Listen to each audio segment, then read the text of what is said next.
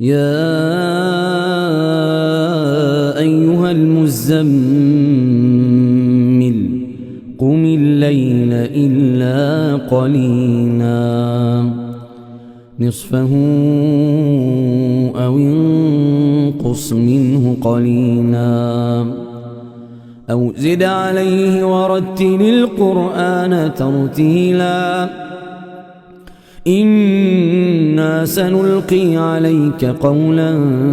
ثقيلا إن ناشئة الليل هي أشد وطئا وأقوم قيلا إن لك في النهار سبحا طويلا واذكر اسم ربك وتبتل إليه تبتيلا رب المشرق والمغرب لا إله إلا هو فاتخذه وكيلا واصبر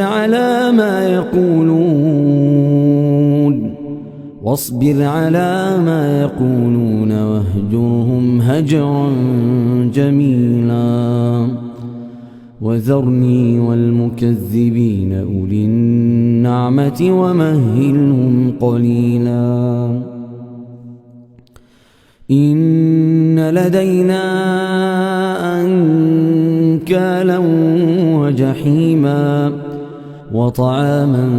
ذا غصة وعذابا أليما يوم ترجف الأرض والجبال وكانت الجبال كثيبا مهيلا إنا أرسلنا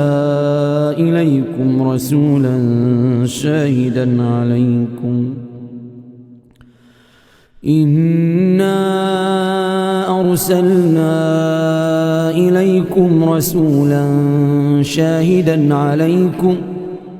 رسولا شاهدا عليكم كما أرسلنا إلى فرعون رسولا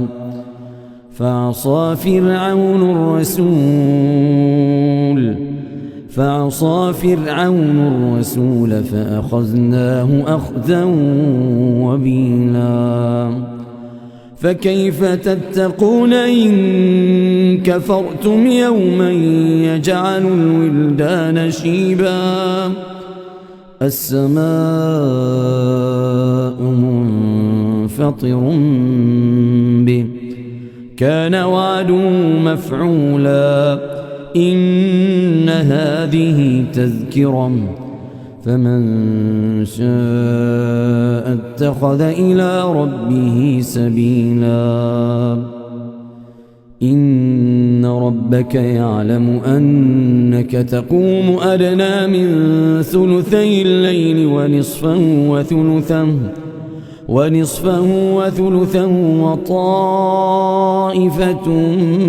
من الذين معك والله يقدر الليل والنهار علم أن لن تحصوه فتاب عليكم فاقرؤوا ما تيسر من القرآن علم أن سيكون منكم مرضى وآخرون يضربون في الأرض يبتغون من فضل الله وآخرون يقاتلون في سبيل الله فاقرؤوا ما تيسر منه وأقيموا الصلاة وآتوا الزكاة وأقرضوا الله قرضا حسنا وما تقدموا لأنفسكم من خير تجدوه عند الله هو خيرا وأعظم أجرا واستغفروا الله إن الله غفور رحيم.